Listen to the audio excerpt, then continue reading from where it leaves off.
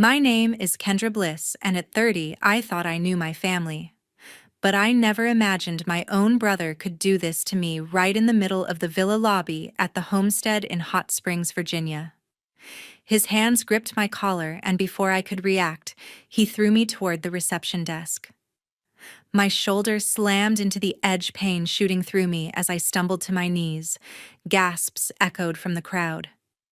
Tourists raised their phones, capturing every second of my humiliation. I looked up, heart pounding, expecting someone to help. Instead, my parents rushed in, their faces cold. "Don't make a scene," they snapped. "Your brother's under enough stress." I was the one on the floor, my dignity shattered in front of strangers. Their words cut deeper than the fall. It wasn't just this moment, it was years of being pushed aside, my efforts ignored while they propped him up. My hands shook, not from fear but from a fire igniting inside. 5 minutes later, everything changed. I stood up, brushed off my jacket, and knew this wasn't over. Something had to give, and it wouldn't be me this time. I'm not here to spill the whole story yet, just enough to make you wonder how far you'd go when your family crosses a line. Have you ever been betrayed by the people closest to you? Drop your story in the comments. I want to hear how you face that kind of unfairness. Stick around, because what happened next flipped everything upside down. It all started 2 months ago at a family dinner at my parents' house. The table was set with Mom's usual roast chicken, and the air buzzed with chatter about summer plans. I sat quietly, picking at my plate, while my brother took center stage. He stood up, glass in hand, and announced he was gifting the family a luxury getaway to the homestead in Hot Springs. My parents clapped, their faces glowing with pride. "That's my boy," Dad said, patting his shoulder. Mom beamed, saying how thoughtful he was. I bit my tongue, knowing I'd spent weeks planning that trip, booking every detail. Not a single glance came my way. This wasn't new. Growing up in our Virginia home, my brother always got the spotlight. He could do no wrong, even when he did nothing at all. At 16, he crashed Dad's car, but they blamed me for distracting him. At 20, he dropped out of college, yet Mom called him too smart for school. Meanwhile, I worked nights to pay for my graphic design degree, only to hear I was lucky to graduate. His failures were excused. My successes were invisible. It was like I existed to prop him up. His temper didn't help. He'd snap over small things: spilled coffee, a missed call. Once, during an argument about whose turn it was to mow the lawn, he shoved me against the garage door. It wasn't hard, but it stung. Dad saw and said, "Don't provoke him." Mom just sighed, telling me to let it go. They always had a reason to shield him. His anger was stress. My frustration was drama. I learned to keep quiet to avoid the fallout. But the dinner was different.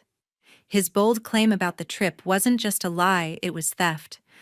I'd spent hours researching villas, calling the resort, setting up spa days and golf outings. The cost wasn't small, but I wanted one perfect weekend where we could all relax. I thought maybe, just maybe, they'd see me.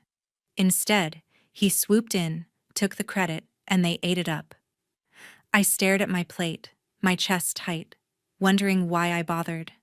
When I looked up, he was smirking, like he knew I wouldn't call him out. I didn't. Not then. The weeks after were worse. He started acting like the trip was his kingdom. He'd call me, barking orders about what to pack or how to behave at the resort. "Don't mess this up," he'd say, as if I hadn't orchestrated every piece. I tried to brush it off, telling myself it was just talk. But his tone grew sharper, his patience thinner. He'd lost another job, a sales gig that lasted 3 months, and the stress was piling on. Mom whispered to me that he was going through a lot, as if I wasn't. Dad kept saying he'd bounce back like always. I was tired of hearing it. The breaking point came a week before the trip. We were at my parents' house again, finalizing plans. I suggested adding a dinner reservation at the resort's steakhouse. He exploded, slamming his hand on the table. "Why do you always have to ruin everything?" he shouted. I hadn't done anything, just offered an idea. But he spun it like I was sabotaging his grand gesture. Dad jumped in, telling me to stop arguing. Mom gave me that look, the one that said, "Just be quiet." I felt like I was shrinking, my voice swallowed by their need to protect him. That night, I lay awake replaying every time they'd chosen him over me. The excuses, the dismissals, the way they'd twist my words to make him the hero. It wasn't just about the trip anymore. It was about years of being pushed down, made to feel like I didn't matter. I thought about the homestead, how I'd poured my heart into it only for him to claim it. I thought about his temper, how it always landed on me. And I thought about my parents, how they'd built a world where he could do anything and I was expected to take it. I didn't know what I'd do yet. But something inside me was shifting. I wasn't going to let this slide, not this time. The trip was supposed to be a fresh start, a chance to feel like a family. Instead, it was about to expose everything they'd ignored for too long. The day we arrived at the homestead, everything exploded. I'd barely stepped into the villa lobby, my suitcase still in hand, when my brother's face twisted with rage. Without warning, he lunged forward, grabbed my collar, and flung me toward the reception desk. My shoulder slammed into the polished wooden edge, sending a sharp jolt through my body. I stumbled, catching myself before I hit the floor, my breath ragged. The lobby buzzed with gasps. Tourists dressed in resort polos and sundresses froze mid-step, their phones already up recording the chaos. A woman whispered to her friend, their eyes wide. I felt their stares like needles. I looked up, expecting someone to step in. Instead, my parents rushed over, their expressions hard. Dad planted himself between me and a security guard who'd started jogging from the corner. "It's just a family matter," he barked, waving the guard off. Mom nodded, her lips tight, as if this was routine. The guard hesitated, then backed away, his radio crackling. I was still crouched by the desk, my hands shaking, when Mom turned to me. "Get up and apologize," she said, her voice low but sharp. "You're stressing him out." Apologize? I'd done nothing but walk into the lobby. My brother stood there, chest heaving, pointing at me. "You always have to ruin everything," he shouted, his voice bouncing off the high ceilings. Ruin what? I'd been checking my phone, waiting for our room keys, not even speaking. But his accusation landed like a script they all followed. Dad crossed his arms, nodding like I'd committed a crime. Mom's eyes darted between us, urging me to comply. The crowd kept filming, their murmurs growing louder, but my family didn't care about the spectacle. They only cared about protecting him. I pushed myself to my feet, my shoulder throbbing, and faced them. The weight of their words pressed down heavier than the fall. This wasn't just about today. It was every time they'd blamed me to save him. Every argument where I was the problem, every achievement they ignored to praise his empty promises. I remembered being 12 when he broke my science project and they said I shouldn't have left it out. At 18 when he borrowed my savings and they called it a loan he'd repay. He never did. They'd built a world where he was the victim and I was the villain. Standing there with phones still pointed at me, I felt the humiliation burn. But something else sparked too, a clarity I hadn't let myself face. This was their pattern he lashed out, they covered for him, and I was expected to swallow it. I'd spent years tiptoeing around his temper, shrinking to keep the peace. I'd let them rewrite my story to fit their narrative. But as I looked at their faces, Dad's scowl, Mom's impatience, his clenched fists, I saw it for what it was. Control. They weren't just siding with him. They were erasing me. I didn't say a word. I couldn't not. With the crowd watching, not, with my heart pounding so loud it drowned out their voices. But I felt a shift inside, like a door slamming shut. I wasn't going to apologize. I wasn't going to let them twist this into my fault. My brother's shout still echoed in my ears, but it didn't scare me anymore. It fueled me. I straightened my jacket, ignoring Mom's glare, and walked out of the lobby. My steps were steady, even if my hands weren't. I didn't know what I'd do next, but I knew I was done letting them define me. I left the villa lobby, hurrying to the cafe to meet Carrie. My shoulders still ached from the desk, but my mind was racing faster than my feet.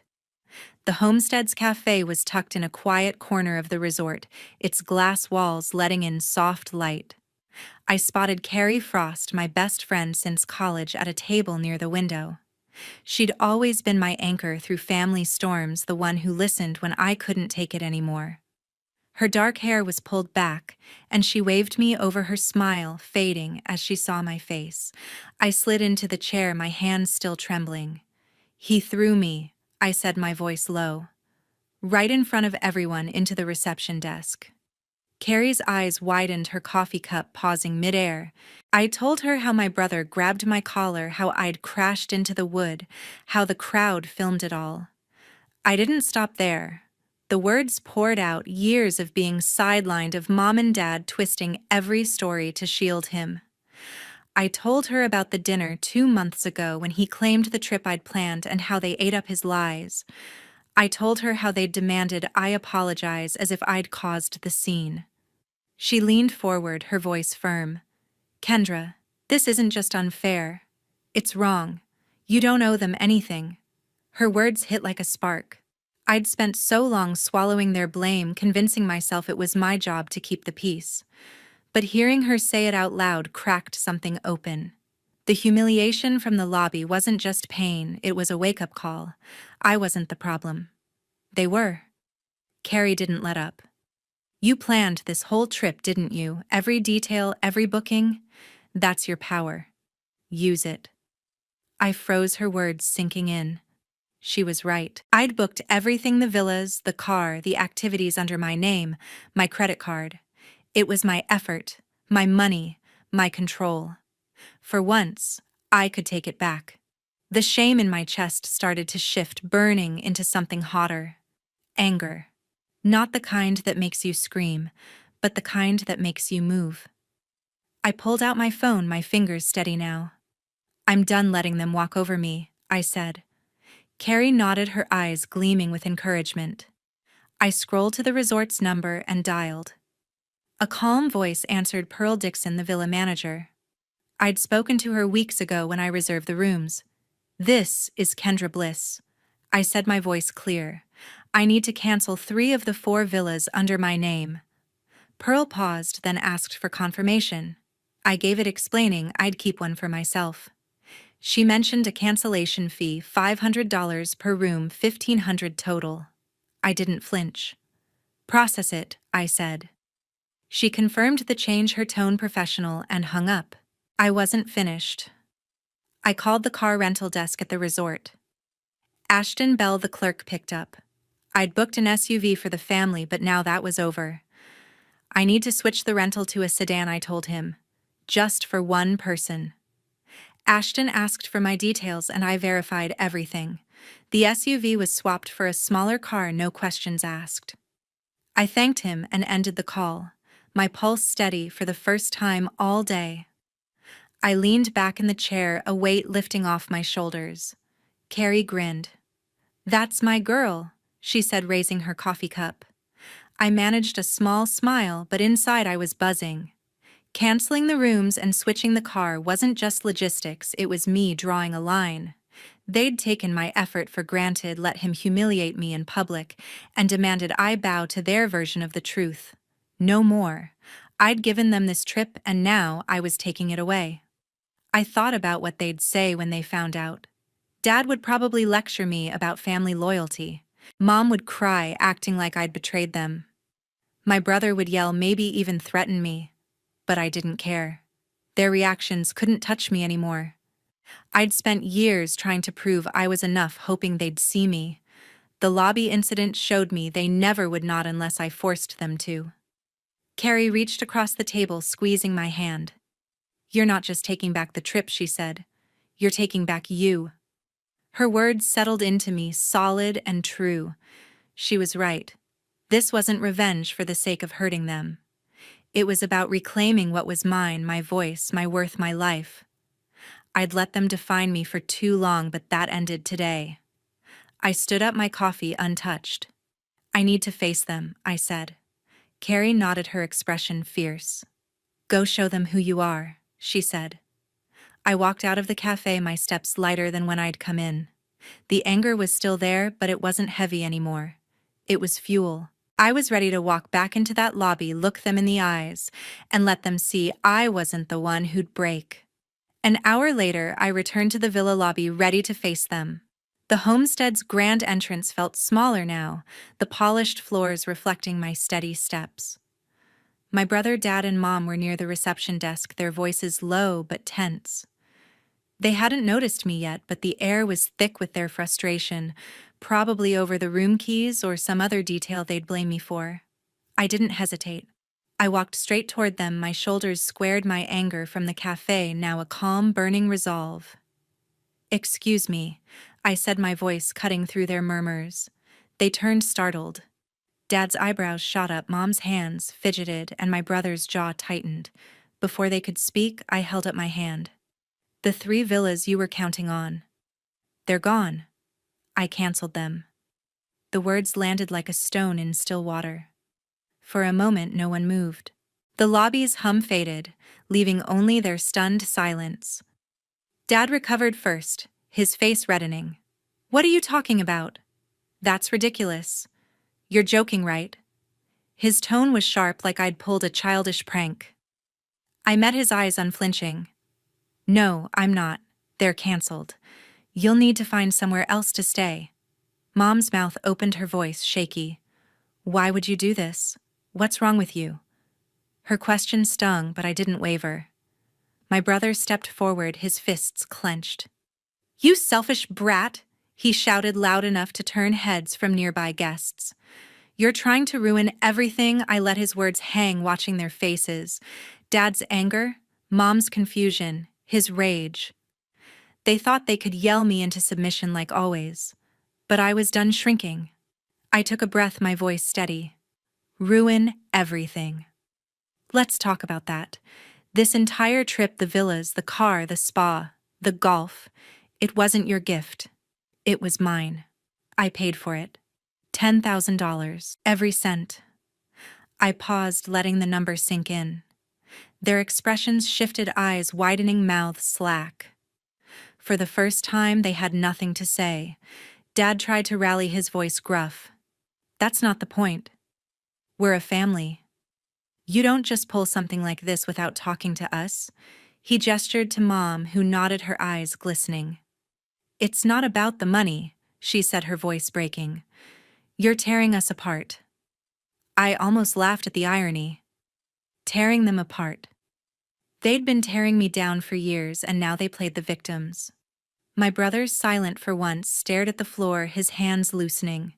Then he looked up, his tone softer, almost pleading. "Come on, Kendra, don't do this. We can fix it. Just reinstate the rooms." His eyes searched mine, desperate, like a kid caught in a lie. I'd never seen him like this, small, stripped of his usual bravado. Part of me wanted to feel sorry for him, but I pushed it down. Pity was how they'd kept me in line, how they'd made me carry their weight. Not anymore. I shook my head, my voice calm but firm. "You don't get it. This isn't about fixing things. It's about facing the truth. You took my work, my money, and my dignity, and you thought I'd keep quiet. You thought you could shove me into a desk and I'd apologize. You're wrong." I looked at each of them, Dad's scowl, Mom's tears, his hunched shoulders. "I gave you this trip to feel like a family. Instead, you showed me who you really are?" Mom reached out, her hand trembling. "Please, honey, we didn't mean it like that." Her voice cracked, but I stepped back out of reach. "You did," I said. "And I'm done pretending it's okay." Dad opened his mouth, but no words came. My brother muttered something under his breath, his face flushed.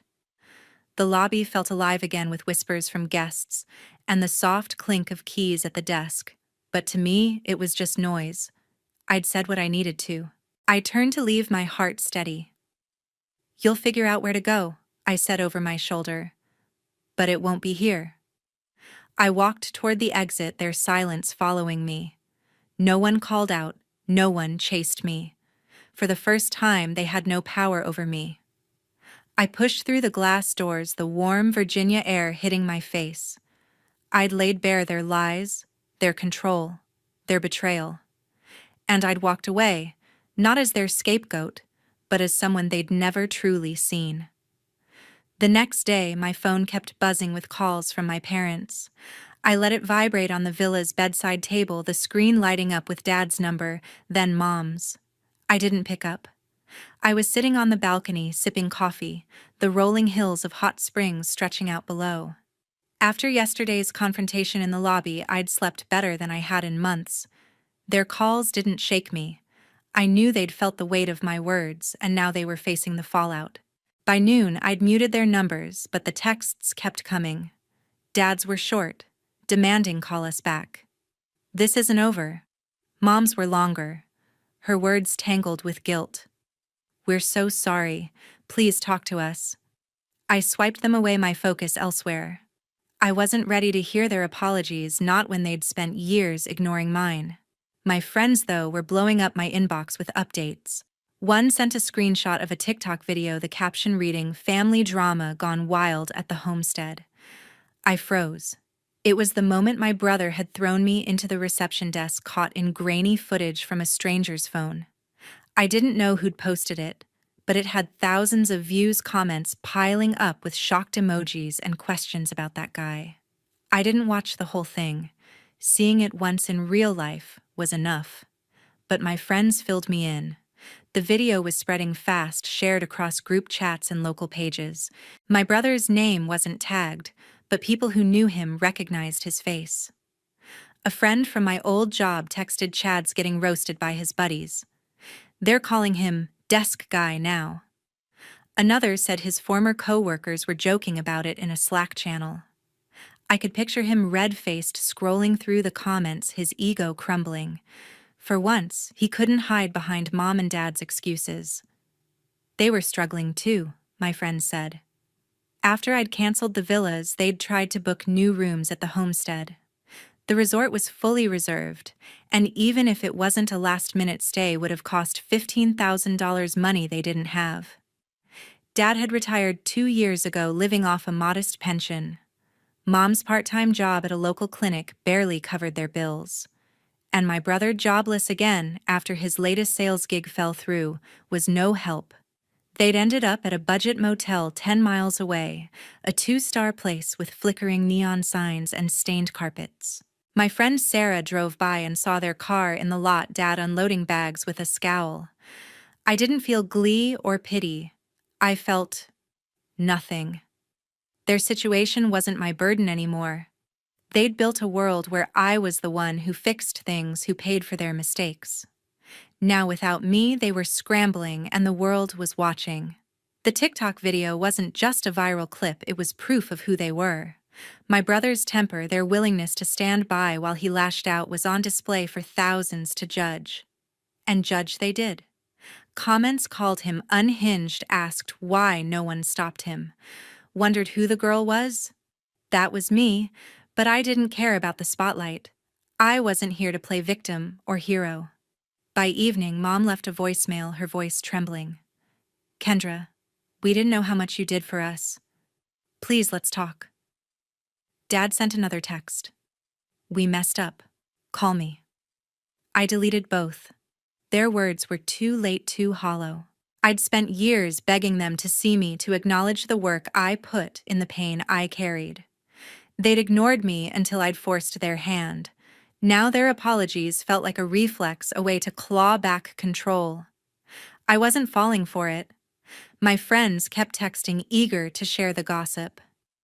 One said Mom had been spotted at the motel's front desk arguing about a broken air conditioner. Another heard Dad complaining to a neighbor about family issues when they got back home.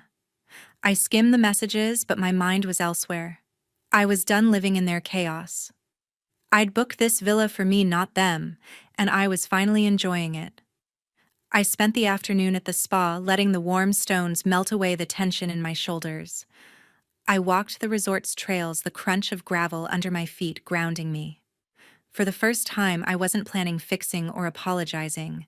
I was just living. That night, I sat in my villa, the quiet wrapping around me like a shield. My phone was silent now. No more calls, no more texts. Maybe they'd given up, Or maybe they were too embarrassed to keep trying. Either way, it didn't matter. I'd drawn my line, and they'd learned what it cost to cross it. The TikTok video, the motel, the whispers from their friends. It was all a mirror, showing them what I'd seen for years. They couldn't run from it anymore. I leaned back, staring at the ceiling. I didn't need their apologies or their shame to feel whole. I'd taken back my power not just from them, but from the part of me that thought I needed their approval. They were facing their consequences, but I was building something new, starting with me. I settled into my new villa, starting a vacation all my own. The homestead's sleek suite was a haven, crisp linens, a wide window framing the Allegheny Mountains' misty peaks. I left the chaos of my family behind, and for the first time I felt the space to breathe. The morning sun warmed my skin as I stepped onto the balcony, a cup of tea in hand. I wasn't running from them anymore. I was choosing me. My first stop was the spa, a tranquil oasis of cedar and stone. I sank into a hot stone massage, the tension in my shoulders melting under the therapist's skilled hands. As I lay there, the silence was a gift. No shouting, no demands, just the soft hum of calming music. Afterward, I wandered to a lookout point, the Alleghenies stretching before me in rolling waves of green and gold. I stood there for an hour, letting the wind carry away the last traces of my anger. This was what I'd wanted when I planned the trip, a moment of peace, not for them, but for me. Back in the villa, my phone pinged with a new message. It was from my brother, and the words made my stomach twist. "You'll hear from my lawyer. You can't just cancel our rooms and get away with it." I stared at the screen, his threat hanging like a dark cloud. For a moment, doubt crept in. Could he actually sue me? I'd paid for everything, but his audacity was no surprise. He'd always lashed out when cornered, and the viral TikTok video from the lobby incident must have pushed him over the edge. I didn't let the fear settle. I scrolled through my contacts and dialed Grayson Holt, a lawyer who'd worked with my graphic design firm on contract disputes. His voice was calm, professional, as I explained the situation, the villas I'd booked, the cancellations, my brother's text. "Does he have a case?" I asked, my fingers tapping the table. Grayson didn't hesitate. "No," he said. "The reservations were in your name, paid with your money. You had every right to cancel. His threat's empty, don't worry." I thanked him, a weight lifting off my chest. Grayson's certainty was a shield, and I wasn't about to let my brother's bluster ruin my day. I opened my phone again, found his message, and blocked his number. The act felt final, like closing a door I'd left cracked open too long. I didn't need his threats or his voice in my head. I was done carrying his chaos. The villa's quiet wrapped around me, and I smiled, feeling lighter than I had in years. My brother could rage all he wanted. He had no power over me anymore. That evening, I dressed in a simple black dress and headed to the resort's wine tasting event. The ballroom glowed with soft lights, tables lined with bottles of Virginia reds and whites. I mingled with other guests, couples on anniversary trips, friends celebrating milestones, solo travelers like me. A woman named Elise, with a warm laugh, pulled me into a conversation about local wineries. A retired professor shared stories of hiking the Alleghenies. No one asked about my family or the drama that had unfolded in the lobby. I was just Kendra, a woman enjoying a glass of Merlot, laughing at a stranger's joke. As I sipped my wine, I realized something new. I wasn't thinking about them. Not Dad's excuses, not Mom's tears, not my brother's temper. For the first time, their shadows didn't follow me. I wasn't bracing for their next move or wondering how to fix their mess. I was present, my mind clear, my heart unburdened. Elise clinked her glass against mine, and I grinned, the warmth of the moment sinking in. This was freedom, not just from them, but from the version of me who'd let them define her. Later, I walked back to my villa under a sky full of stars. The mountain air was cool, the resort's paths lit by soft lanterns. I thought about the trip I'd planned, how I'd poured so much into it for people who didn't see me. Now I was reclaiming it piece by piece. The spa, the mountains, the wine, they weren't just distractions. They were proof I could build something for myself, something they couldn't touch. I sat on my balcony the night quiet except for the distant chirp of crickets. My phone stayed silent, no more messages to dodge, no threats to unravel. I'd faced my brother's last attempt to control me and shut it down. I'd laughed with strangers not because I had to prove anything, but because I wanted to. This vacation wasn't the one I'd imagined months ago. It was better. It was mine. A week later, I returned home carrying a sense of relief. My apartment was a quiet sanctuary, the soft hum of the city outside, a stark contrast to the chaos of the homestead. I dropped my suitcase by the door, the weight of the trip, its drama, its revelations finally behind me. The villa's peace had been a gift, but this was where I'd rebuild free from the shadows of my family. I sat on my couch, my phone in hand, ready to close the final chapter. I opened my contacts and found Dad's number. My finger hovered, then pressed block. The action was quick, final. I did the same for Mom, then my brother. Their names vanished from my call history, their voices silenced for good. I'd given them years to change to see me, but they'd chosen their patterns over me. Cutting them off wasn't revenge, it was survival. I leaned back, my chest lighter, the silence of my apartment wrapping around me like a shield. My friends had kept me updated, their texts painting a clear picture of my family's unraveling. After the motel fiasco, they'd tried to salvage a vacation elsewhere, but their finances wouldn't allow it. Dad's pension was stretched thin. Mom's paycheck barely covered groceries, and my brother, still jobless, had no savings to offer. They'd returned home, their plans in tatters. Neighbors whispered about the TikTok video, the one that showed my brother's outburst in the resort lobby. A friend overheard someone at the grocery store mention that family with pitying glances. Dad and Mom avoided their usual community events, their faces tight with shame. My brother's world was crumbling too. His old friends, the ones who'd once cheered his bravado, now mocked him as desk guy in group chats. A former colleague refused his call about a job lead, citing reputation issues. He'd built his identity on bluster and charm, but the video had stripped that away, leaving him exposed. I didn't feel joy at their struggles, but I didn't feel guilt either. They'd made their choices, and I'd made mine. My laptop chimed with a new email. It was from Mom, the subject line. Simple, can we meet? I opened it, my eyes scanning her words. She wrote about regret, about wanting to start over, her tone softer than I'd ever heard. For a moment, I remembered her face in the lobby, tear-streaked, pleading, but I'd heard her apologies before. Always too late, always tied to their need to control the narrative. I highlighted the email and clicked delete. The screen went blank, and I felt no regret. She'd had her chance, and I wasn't her lifeline anymore. I closed the laptop and stood walking to my window. The city lights blinked below, steady and indifferent. My apartment was small, but it was mine, every book on the shelf, every plant in the corner chosen by me. I'd spent years trying to fit into my family's warped version of love, bending myself to avoid their storms. But love doesn't demand you erase yourself. It doesn't ask you to carry someone else's lies. I'd learned that the hard way, and it was a lesson I'd never forget. The trip to the homestead was supposed to be a gift, a chance to feel like a family. Instead, it showed me who they were and who I could be without them. I'd paid for their luxury, taken their blame, and endured their chaos. But I'd also walked away. I'd canceled their rooms, faced their anger, and built a vacation for myself. I'd blocked their threats, ignored their pleas, and chosen silence over their noise. Each step had been a brick in the wall I'd built to protect my worth. The biggest lesson wasn't about them, it was about me. I'd spent too long believing I needed their approval to be whole.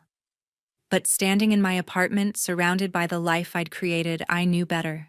You don't owe anyone your peace, not even family. If they don't respect you, if they demand you shrink to fit their world, you draw a line. You walk away. You choose yourself. I had, and I was stronger for it.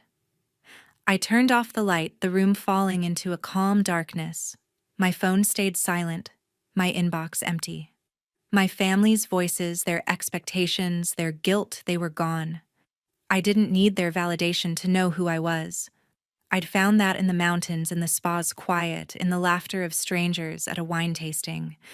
I'd found it here in the stillness of my own home. I was enough.